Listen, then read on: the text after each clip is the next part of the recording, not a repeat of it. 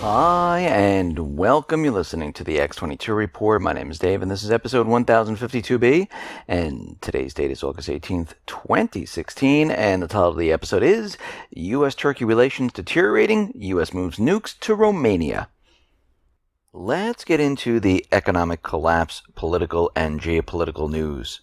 Now, I have said this in the past, and I will continue to say this. The U.S. government, they have a huge problem. And the problem is lying to the people, especially administration. And I'm not just talking about the Obama administration.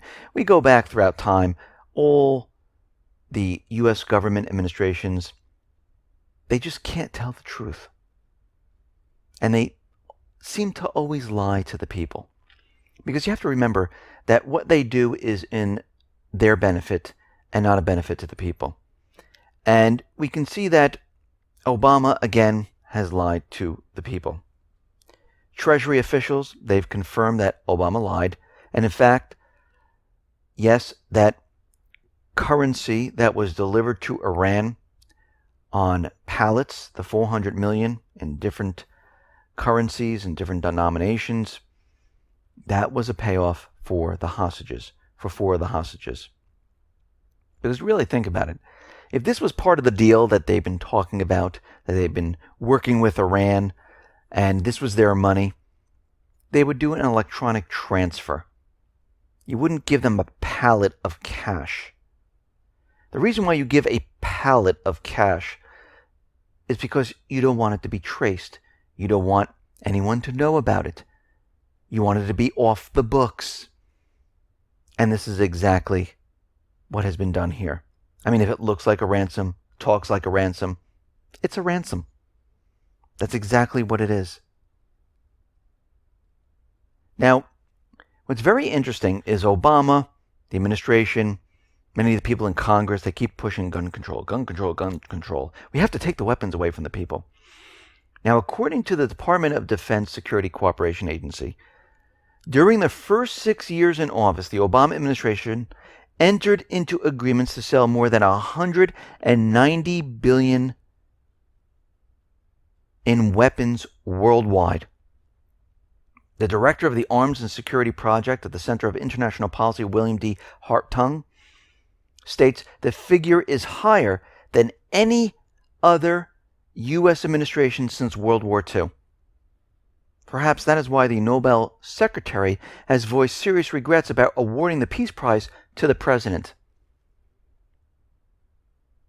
And we can see right now the reason the Obama administration was allowed to sell more weapons is because back in 2013, the Obama administration loosened controls over military exports so military equipment could be sent to almost any country in the world with little oversight. U.S. companies began to enjoy fewer checks than they had in the past. For example, thanks to the Obama administration, weapons manufacturers can now send military parts to most regions of the world without a license. Very interesting. Which makes it easier for companies to extend their markets, even to countries that are on the UN arms embargo list. Now, how is this possible? Because once an item is approved for that exemption, there may no longer be any ongoing country-specific human rights review as had been conducted previously. So we can see right now that they're asking the people to give up their weapons, but they're selling more weapons to countries around the world with fewer checks, without a license, and he has sold more weapons than any other administration since World War II. Simply amazing. Now, out in Afghanistan, we understand Obama again lied to the people. He was supposed to be bringing all the troops home, and all of a sudden, the troops have to stay. Well, we knew this was going to happen. We talked about it quite a bit. But what's very interesting about Afghanistan is how they manipulate the numbers and how they really don't tell you what's really going on. Because when they tell you there's only say, 10,000 troops in Afghanistan. Well, they leave out the paid contractors. And this is how they get around everything. Because right now in Afghanistan, the U.S.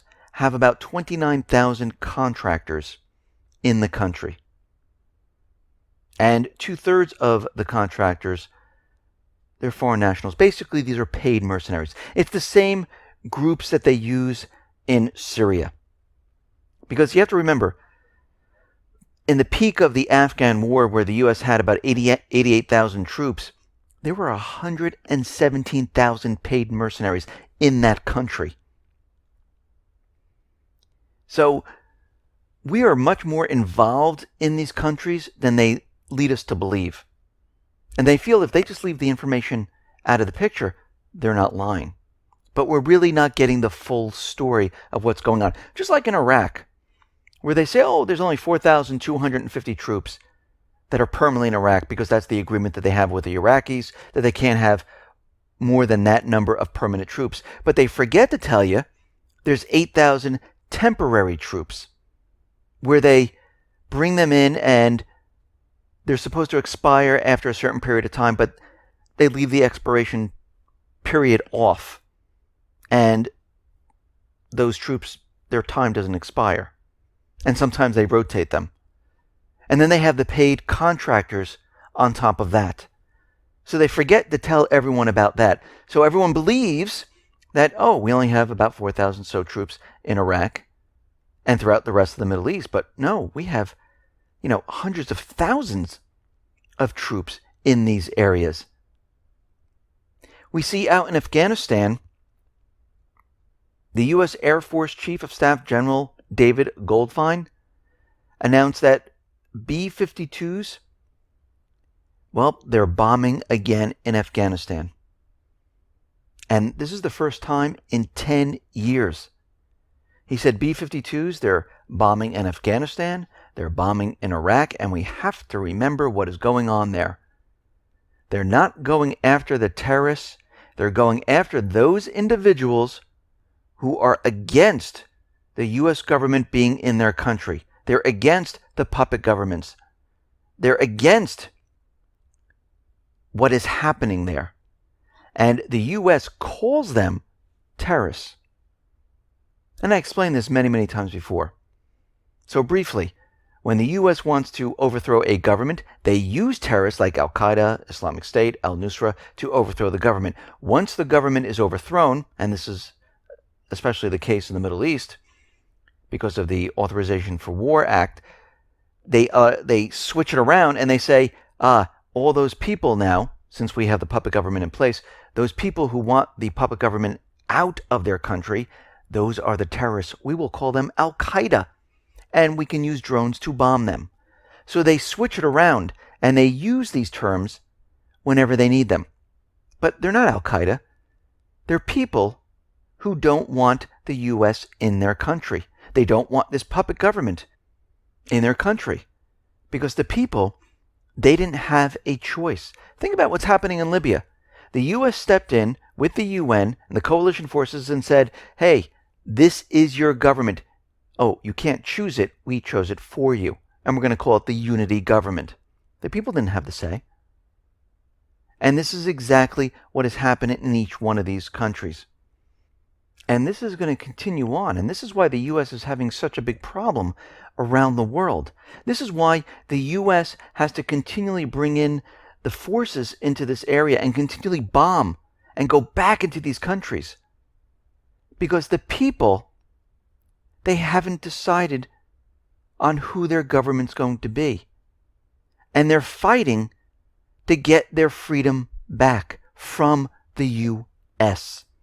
Now, out in Ukraine, the situation is deteriorating very, very quickly. And I see here in the United States, the corporate media, they're really pushing the idea that Russia's getting ready to attack. I mean, from Newsweek, they're running the propaganda that the Ukraine rebels, they're continually firing 100 times in one day at the Ukrainian forces.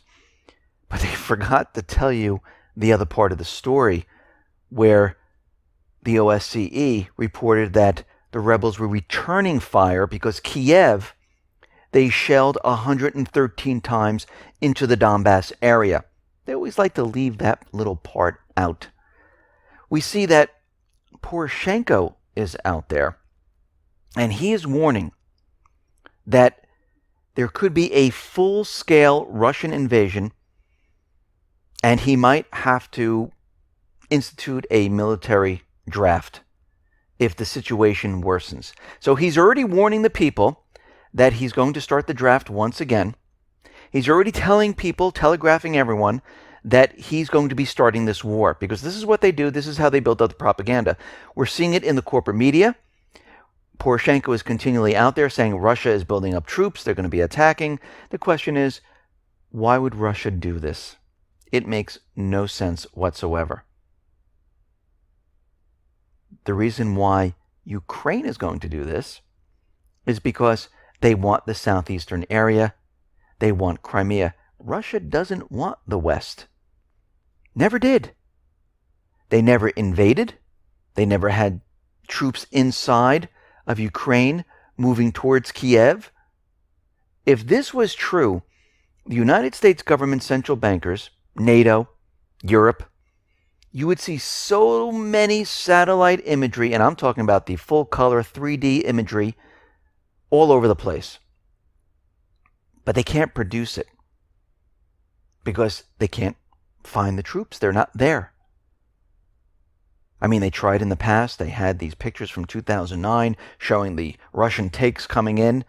But when you do a simple search on Google Images, you find that, no, this is an image that one of the congressmen used or Ukraine used, and they were trying to convince the world that this is what's happening. Again, it was fake, phony, and false. So we can see right now that the situation is getting a lot worse. He also went on to say that he did not rule out introducing martial law in Ukraine. So we're going to have to watch this situation very carefully, because normally what happens is they push the propaganda right before something big happens. And they have to make it look like the southeastern people, the rebels, someone in Crimea, they're the ones who actually started it. Now, if they don't start it, don't worry. They'll create some type of false flag to convince everyone that this is what has happened, and this is what we need to watch. We see the Syrian Democratic Forces, which is the moderate rebels, they're continually seizing villages in the northern area of Syria. Wherever the Islamic State is, we see they're continually taking those areas, because what they're doing is they're carving Syria up right now. That is their agenda. Very slowly, very methodically manipulating what Syria is going to look like. And if they can capture all these regions and say this is the Kurdish region, they're going to try to make their move and say, this is going to be separate and apart from Syria. And this is really what the U.S., their entire strategy is right now. We see Russia has increased their bombing because the West has given more aid to the terrorists, the Islamic State, Al-Qaeda, al-Nusra. And this is why we're seeing Russia increase the bombing runs inside of Syria. They're hitting all of the groups because they see they're continually getting rearmed during these humanitarian deliveries. Because the United States is not delivering humanitarian aid. They're delivering weapons. They're delivering ammunition. They're giving them supplies. This is why they keep calling for humanitarian aid.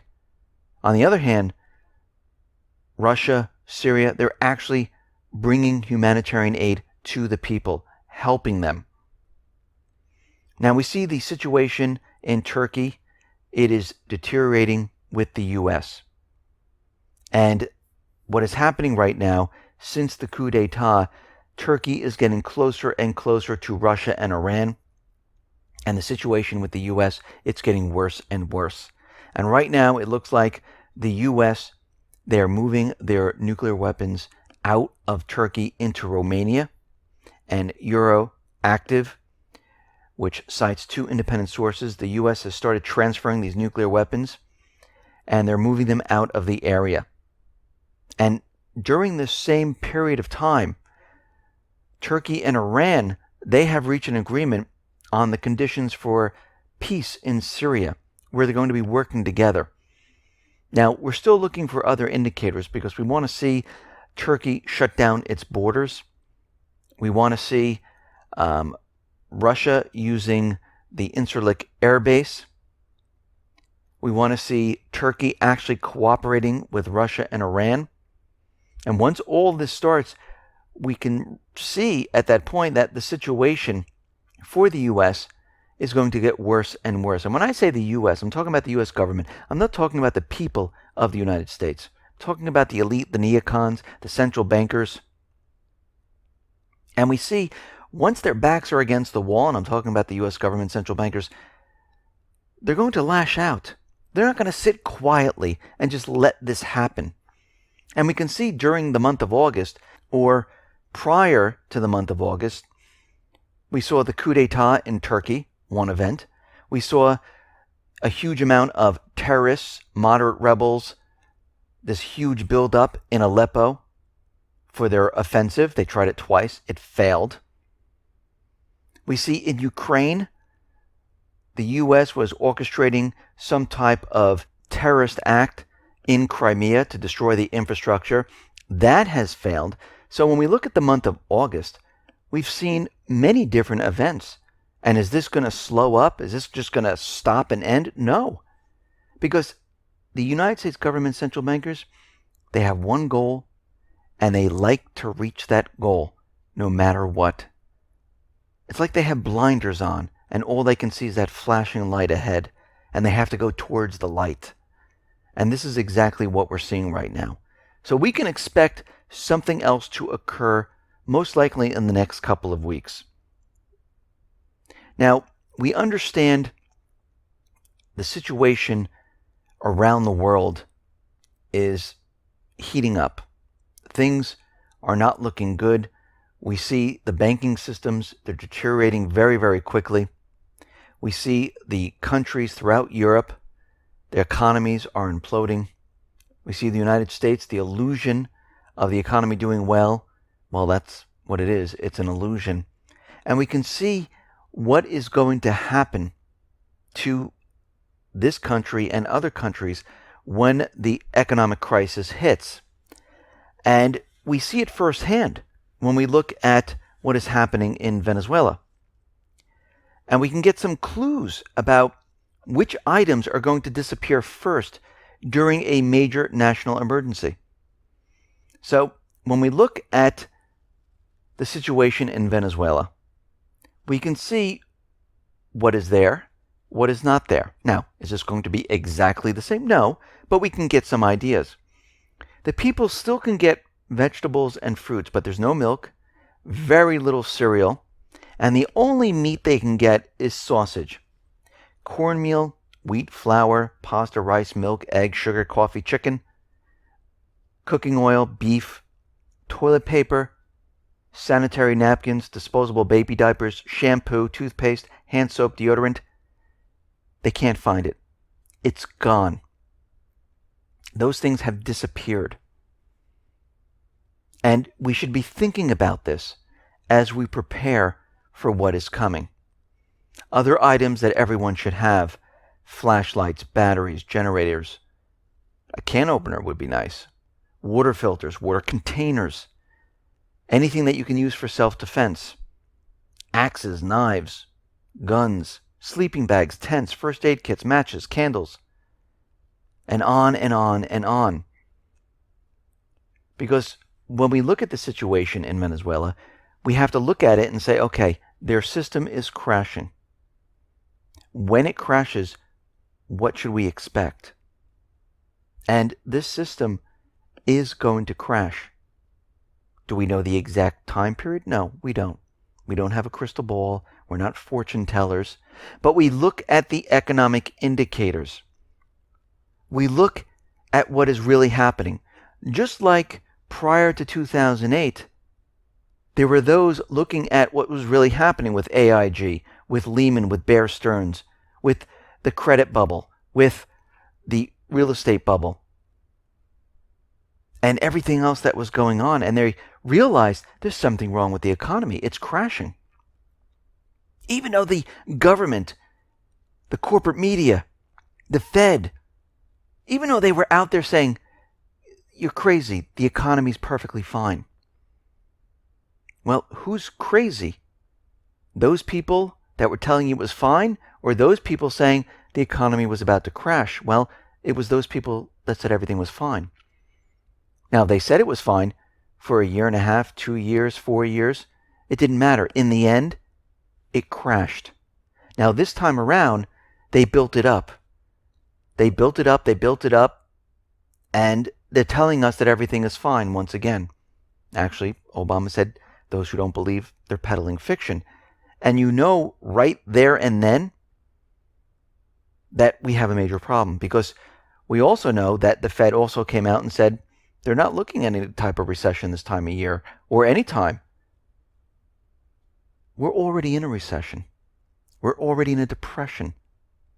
We've been looking at the economic indicators, and things are rapidly falling apart, just like in 2008. Actually, it's worse than 2008. Think about, once again, what they have to do to convince you that everything is fine. How many lies, how many things they have to manipulate. And when you really think about it and you see what they're doing, you realize you need to get prepared. Listen, everyone, thanks a lot for listening. Be well, be safe, and especially be prepared. Thanks a lot.